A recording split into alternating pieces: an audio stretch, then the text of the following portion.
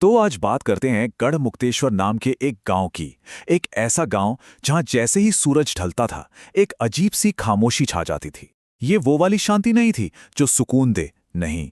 ये एक ऐसा सन्नाटा था जो अपने साथ एक अनकहा डर लेकर आता था। और इस डर के केंद्र में थी एक जगह, गांव का पुराना सबस्टेशन। सोचिए, एक ऐसी जगह जहां परिंदे भी जाने से डरते थे। गांव की हर डरावनी, हर अनकही कहानी इसी सबस्टेशन से शुरू होती थी और यहीं आकर दम तोड़ देती थी। और फिर इसी अंधेरे को मिटाने के लिए एंट्री होती है आर्यन की। एक नौजवान पढ़ा लिखा इंजीनियर जो शहर से आया था। उसे तो हर चीज में लॉजिक और साइंस देखता था। उसे लगा, अरे ये तो कोई मामूली सी खराबी होगी, कोई तार खराब होगा या ट्रांसफार्मर पुराना हो गया होगा। उसे जरा भी अंदाजा नहीं था कि इस गांव की बिजली का कटना मशीनों से नहीं बल्कि किसी बहुत गहरे खौफ से जुड़ा हुआ है। यहां पर ना दो दुनियाएं टकरा रही थी। एक तरफ था आर्यन का तर्क जो कहता था कोई तार ढीला होगा या ट्रांसफार्मर बदल देते हैं। वहीं दूसरी तरफ थे गांव वाले जिनका डर कहता था नहीं, अंधेरा हमारी सुरक्षा के लिए है, बिजली वो दिखा देगी जो हमें नहीं देखना चाहिए।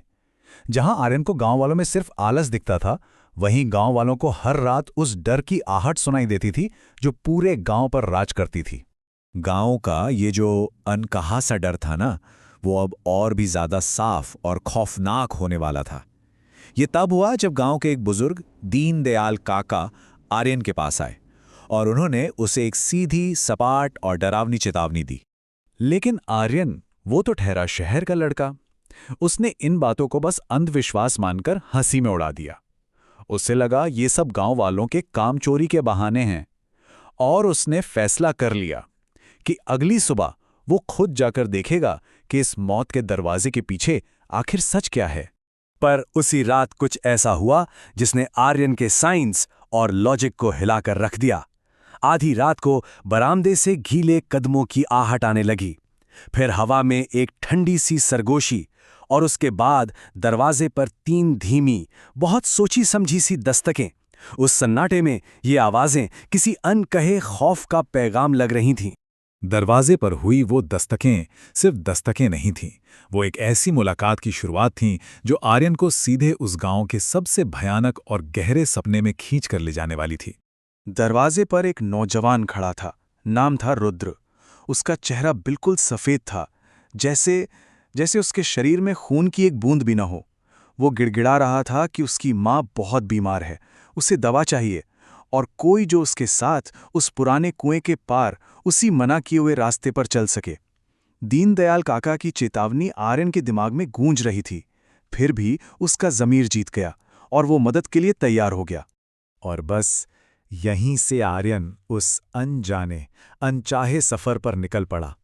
वो उस घने अंधेरे में रुद्र के पीछे पीछे चलता रहा और हर कदम के साथ उसके अंदर ये एहसास गहरा होता जा रहा था कि कुछ बहुत गलत होने वाला। एक चीज थी जो आर्यन को बहुत ज्यादा परेशान कर रही थी। जहां उसके अपने कदमों की आवाज उस खामोशी को चीर रही थी, वहीं रुद्र ऐसे चल रहा था जैसे उसके पैर जमीन को छू ही ना रहे हों, बिल्कुल खामोश। ऐसा लग रहा था मानो वो जमीन पर चल नहीं रहा बल्कि हवा में तैर रहा हो। तभी अचानक झाड़ियों से एक फुसफुसाहट सुनाई दी। एक और शिकार, आज फिर कोई इस रास्ते पर आया है। ये सुनते ही आर्यन के रोंगटे खड़े हो गए। वो एक झटके में समझ गया कि ये कोई मदद नहीं बल्कि एक जाल है। जब आर्यन ने दूर अंधेरे में दो चमकती हुई आंखें देखीं, तो रुद्र ने बड़े आराम से कह दिया, अरे वो तो भटके हुए लोग हैं। सोचे, उसका ये कहना किसी भी खतरे से ज्यादा डरावना था, जैसे इस रास्ते पर यह सब दिखना कोई आम बात हो। आखिरकार वो दोनों एक टूटे फूटे जर्जर घर के पास पहुंचे। घर के बाहर बिजली का एक गिरा हुआ खंभा पड़ा था और यहीं, इसी जगह पे इस सफर की असली खौफनाक मंजिल आर्यन का इंतजार कर रही थी। जैसे ही आर्यन घर के अंदर गया, दरवाजा खटाक से अपने आप बंद हो गया। वो फंस चुका था और रुद्र, वो गायब हो चुका था। तभी चारपाई पर लेटी एक कंकाल जैसी बूढ़ी औरत उठकर बैठ गई और उसने उस खौफनाक सच्चाई का खुलासा किया। वे दोनों भूत हैं और ये घर कोई आशियाना नहीं बल्कि उनकी और अब आर्यन की भी कैद है। वो बूढ़ी औरत फिर 2 साल पहले की उस तूफानी रात की दर्दनाक कहानी बताती है। कैसे बिजली का खंभा गिरा, कैसे उसका बेटा रुद्र करंट की चपेट में आकर तड़पता रहा और कैसे उसे बचाने की कोशिश में वो भी मारी गई। और सबसे खौफनाक बात ये थी कि पूरा गांव अपने अपने घरों से ये सब तमाशा देख रहा था, लेकिन कोई भी उनकी मदद के लिए आगे नहीं आया। और अब उनकी डरावनी मांग सामने आई। आर्यन को यहां मदद के लिए नहीं बल्कि एक बलि बनने के लिए लाया गया था। उनका कहना था कि उस खंबे को एक इंसानी बलि चाहिए ताकि गांव की बिजली हमेशा के लिए वापस आ सके। आर्यन ने उस भूत से बहस करने की कोशिश की। उसने उसी इंसानियत की दुहाई दी जो रुद्र को उसके आखिरी पलों में किसी ने नहीं दिखाई थी। एक पल के लिए, सिर्फ एक पल के लिए ऐसा लगा जैसे रुद्र का हाथ रुक गया हो। उसकी आंखों में दर्द की एक झलक सी दिखी, लेकिन अगले ही पल उसका चेहरा फिर से पत्थर जैसा सख्त हो गया। रुद्र का फैसला अटल था। उसकी नज़र में जुर्म होते हुए देखना और खामोश रह जाना भी उतना ही बड़ा जुर्म है। अचानक न जाने कैसे घर का दरवाजा जोरों से खुलता है और आर्यन को भागने का एक मौका मिल जाता है और वो अपनी जान बचाने के लिए पागलों की तरह भागता है। आर्यन उस भयानक जंगल में बस भाग रहा था, अपनी जान बचाने के लिए। उसके पीछे रुद्र की डरावनी हंसी और उसकी मां की चीखें उसका पीछा कर रही थीं। अब उसकी एकमात्र उम्मीद थी गांव के पास का वो पुराना कुआं।